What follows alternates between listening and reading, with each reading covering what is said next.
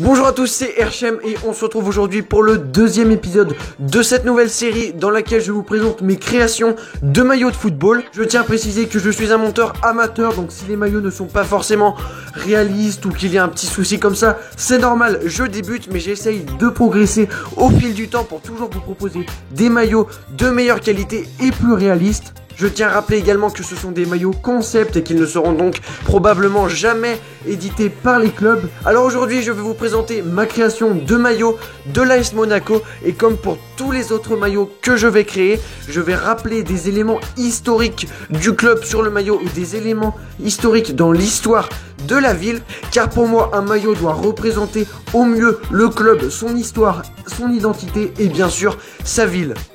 Donc voici mon maillot de l'AS Monaco avec bien sûr c'est une tradition maintenant sur les maillots de l'ASM, c'est l'identité du club, une séparation entre le blanc et le rouge en diagonale sur le maillot, ça on ne peut pas le changer car c'est comme ça, c'est l'identité du club. Donc avec bien sûr le blanc en bas et le rouge en haut, vous pouvez voir que j'ai ajouté une touche de modernité justement à cette séparation en faisant la séparation en doré qui forme un éclair, donc elle n'est pas parfaitement droite et donne quand même un petit changement par rapport aux années précédentes.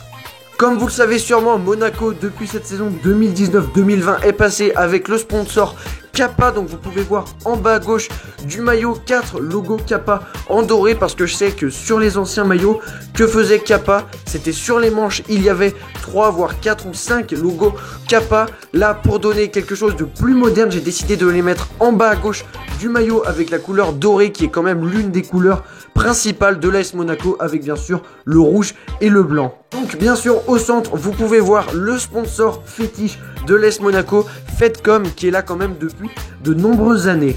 J'ai inséré sur ce maillot deux références historiques de l'AS Monaco. Donc la première se trouve sur le col du maillot. En effet, entre les saisons 1924 et 1969, l'AS Monaco a toujours porté un col sur son maillot, et les saisons 1924 jusqu'à 1969, vous vous en doutez bien, donc 1924 c'est la première saison de l'histoire de l'AS Monaco à sa création, et 1969 c'est quand le club a arrêté de faire un col sur le maillot.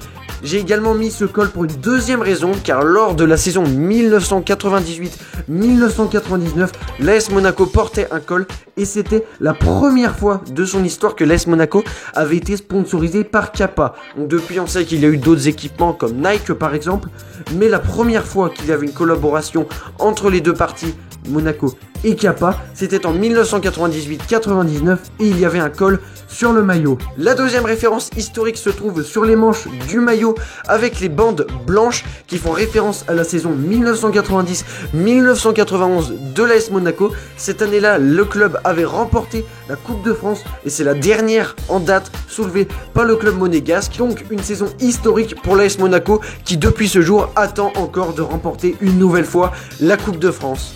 Donc voilà, c'est la fin de ce deuxième épisode de création de maillot de football. J'espère que ce maillot de l'AS Monaco vous a plu. Si c'est le cas, n'hésitez pas à me le dire en commentaire ou tout simplement me donner votre avis ou les autres clubs que vous aimeriez bien que je crée un maillot. N'oubliez pas de liker et de vous abonner si ce n'est pas déjà fait. C'était Herchem et on se dit à très bientôt. Ciao ciao.